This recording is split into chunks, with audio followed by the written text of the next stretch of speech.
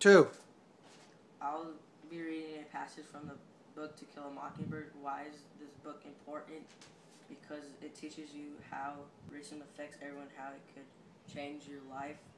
This excerpt exemplifies the book theme because this excerpt in a real short paragraph, basically, it says we are all human beings and we all make mistakes, but we should be punished equally as humans, not as different races.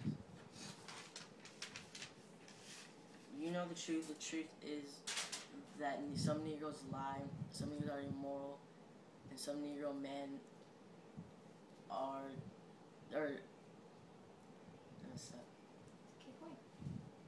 treated.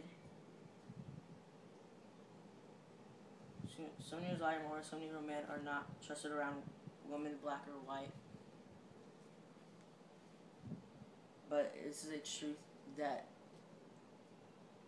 applies to human race and no particular race. And no one in this courtroom has never told a lie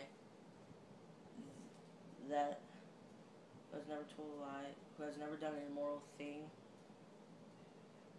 There's no man living who never looked upon a woman that without desire.